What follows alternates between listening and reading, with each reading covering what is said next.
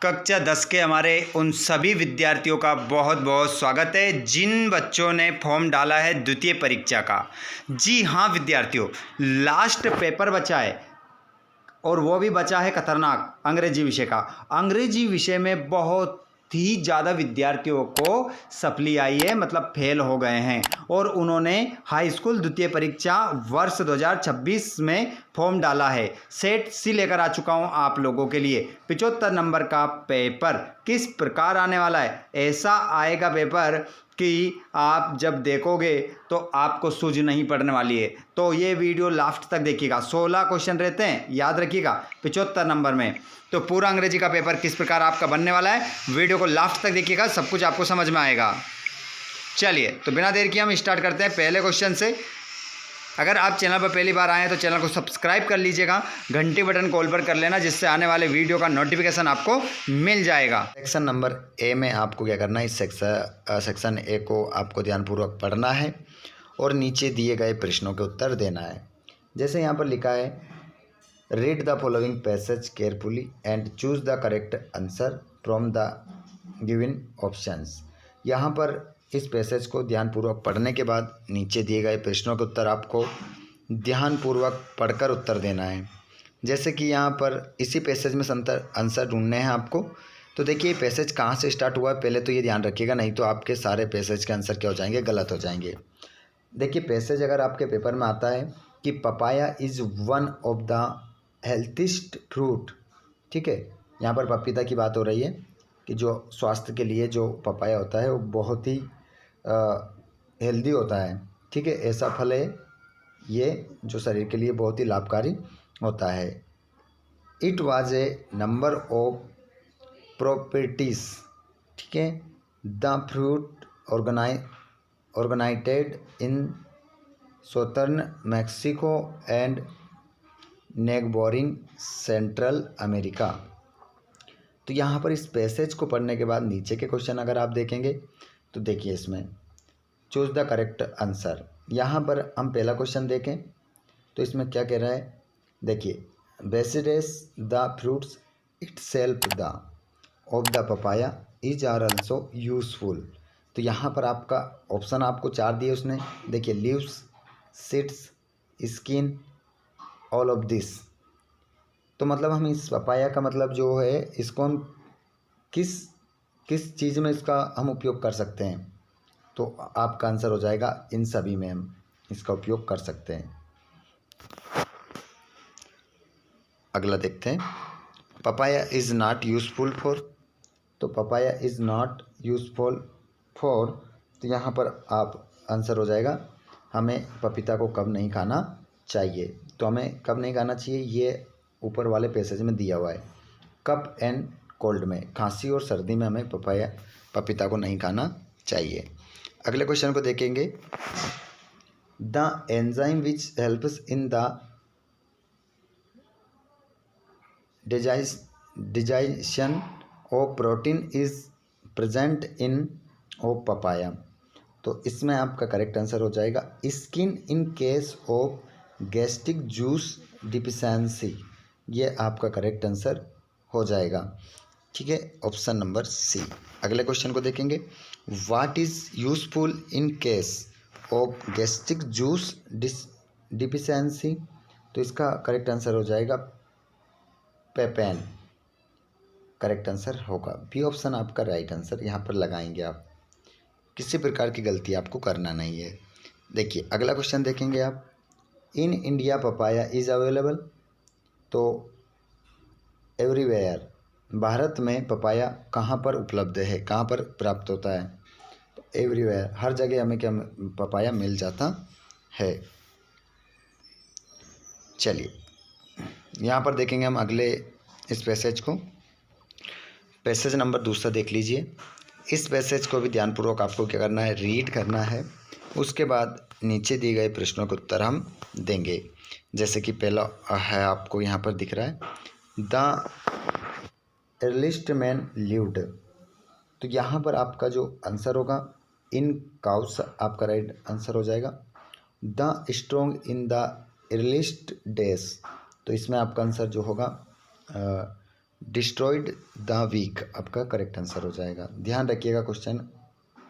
और इस पैसेज का आपको सबसे मेन बात ये याद रखना है, इस पैसेज को आपको ये याद रखना है कि कहाँ से स्टार्ट हो रहा है। देखिए, mankind has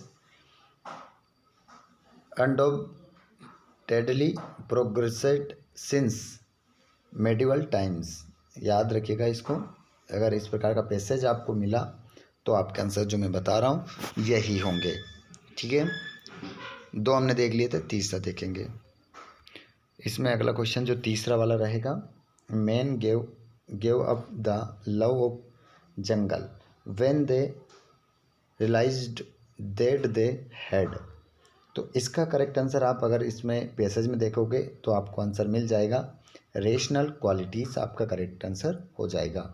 the first step in man's progress was the realization that they should. तो इसमें आपका जो करेक्ट आंसर होगा वो हो जाएगा स्टॉप फाइटिंग। स्टॉप फाइटिंग आपका करेक्ट आंसर हो जाएगा।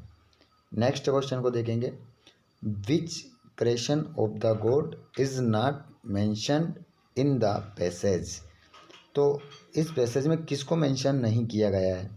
ठीक है, तो देखिए, ग्रास, ट्रीज और मेंटेन्स, माउंटेन्स, तो यहाँ पर सन को मेंटेन नहीं किया गया। ठीक है, अगले क्वेश्चन को देखिए।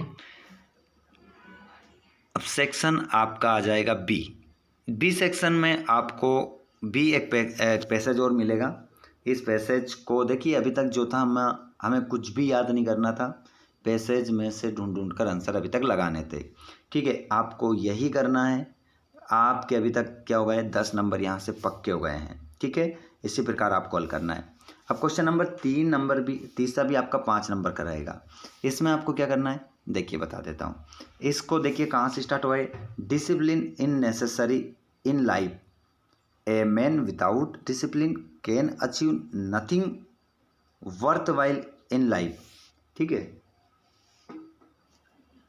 Discipline is the very condition of progress, stability and strength. Discipline is necessary in all works of human life. तो इस प्रकार इसको डिसिप्लिन से संबंधित ये पैसेज आपका है। इसमें आपको क्या करना है, नोट्स बनाने हैं। ठीक है, और क्या बनाना है, समरी बनाना है। ठीक है, तो किस प्रकार से नोट्स एंड समरी बनाएंगे आप, नीचे वाले क्वेश्चन को देखिएगा। देखिए, यहाँ पर 2 क्वेश्चन पूछे आपसे। ठीक है, ये दोनों क्वेश्चन अगर आपने हल करें तो फ्री के 5 नंबर यहाँ से भी लेंगे आप। टोटल आपके कितने नंबर हो जाएंगे, 15 नंबर हो जाएंगे। ठीक है, तो यहाँ पर अभी तक आपने 15 नंबर ले लिए और आपको याद करना था कुछ भी नहीं। ठीक है, इस बात का आपको ध्यान रखना है। पहला क्वेश्चन में क्या पूछ रहा है कि on the basis of your reading of the above passage, make notes on it in points. इस पैसेज से आपको क्या करना है, कुछ महत्वपूर्ण बिंदुओं को अंडरलाइन करके लिख देना है। तो वो क्या बन जाएगा, आपका नोट्स बन जाएगा। जैसे कि एक लाइन में बता देता हूँ, discipline is necessary in life, पहला पॉइंट ये हो गया आपका। ठीक है, फर्स्ट पॉइंट ये लिख दीजिए आप। ठीक है, दूसरा पॉइंट ये अगर आप देखेंगे, देखिए, a man without discipline can achieve nothing worth while in life. ठीक है, डिसिप्लिन के बिना कोई भी व्यक्ति अपने जीवन में कुछ भी, अपनी ज़िंदगी में कुछ हासिल नहीं कर सकता। तो इस प्रकार आपके 2 पॉइंट हो जाएंगे। तीसरा पॉइंट आप यहाँ से अंडरलाइन कर लीजिए, discipline is necessary is all works of human life. ठीक है, तो तीसरा पॉइंट ये हो जाएगा। इस प्रकार आप 3 से 4 पॉइंट यहाँ पर नोट करके लिखेंगे तो आपका नोट यहाँ से कंप्लीट हो जाएगा। उसके बाद में यहाँ पर give a suitable title to the passage. इस पूरे पैसेज को पढ़ने के बाद अगर आप इस पैसेज का टाइटल मीन्स शीर्षक यदि निकालेंगे तो आप तो यहाँ पर आपका जो टाइटल होगा वो हो जाएगा discipline is necessary in life. ठीक है, यहाँ पर ये पॉइंट आपका क्या हो जाएगा, टाइटल में हो जाएगा। वेरी इंपॉर्टेंट है डिसिप्लिन से संबंधित। ठीक है, तो चलिए आगे भी मैं आपको बता देता हूँ। तो यहाँ पर आप इस प्रकार से इसको तो हल कर ही लेंगे। क्वेश्चन नंबर 4 में आपको ध्यानपूर्वक देखना है और क्वेश्चन नंबर 4 में आपको क्या करना है,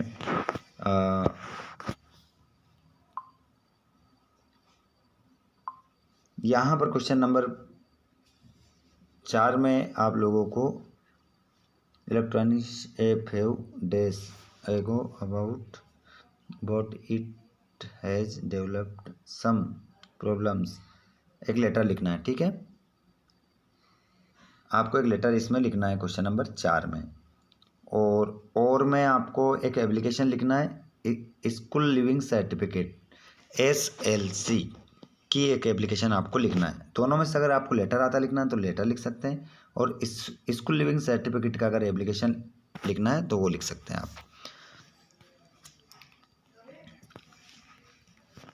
आगे चलते हैं क्वेश्चन नंबर 5 में। इसमें आपको राइट है ऐसे on any one of the following topics in about 150 words.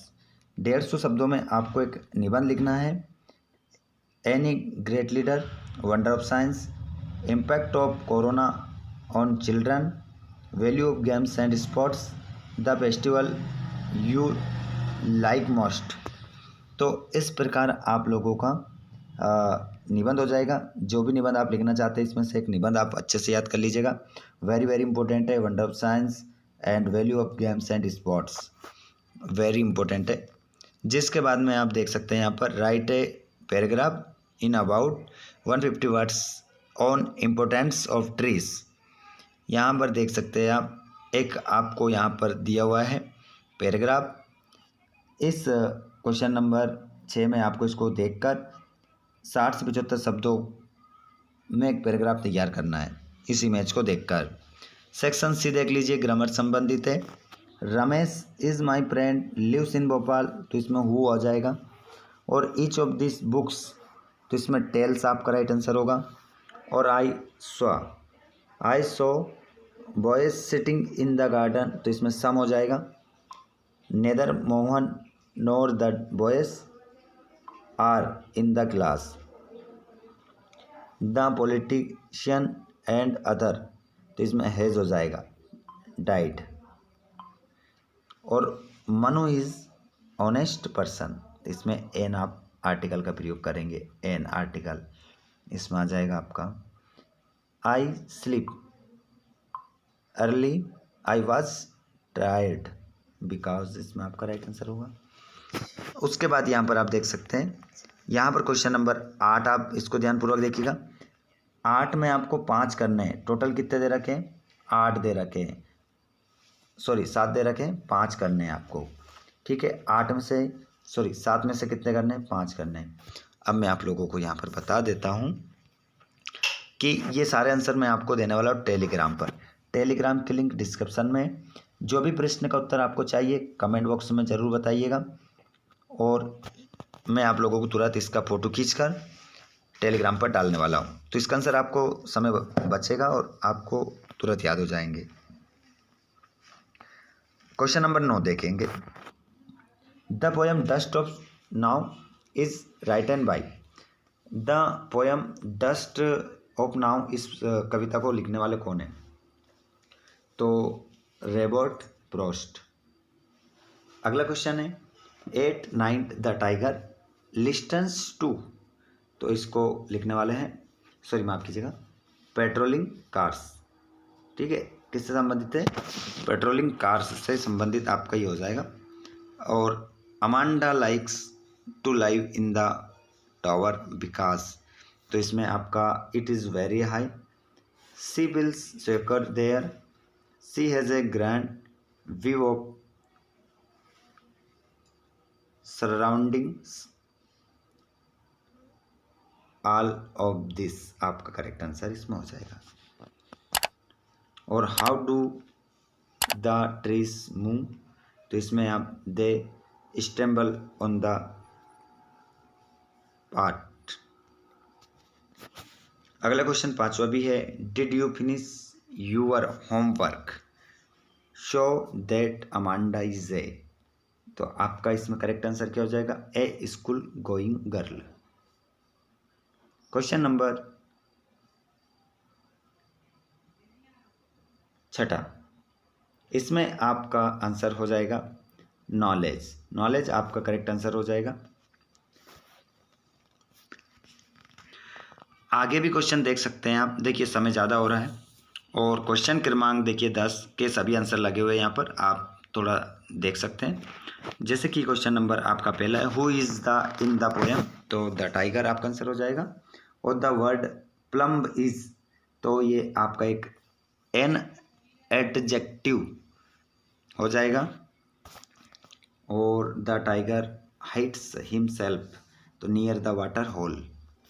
ठीक है, सभी आंसर आपको मिल जाएंगे बिल्कुल पूरा सॉल्यूशन के साथ। ये क्वेश्चन पेपर है, बहुत ही शानदार तरीके से इसको आप हल कर सकते हैं और अच्छे नंबर लेकर आ सकते हैं। ठीक है, इस प्रकार आपका क्वेश्चन पेपर पूरा रहेगा। क्वेश्चन नंबर ये 10वें का बी रहेगा। इस यहाँ पर ये एक स्टार्ट है, इसको पढ़ने के बाद क्वेश्चन का आंसर देना है।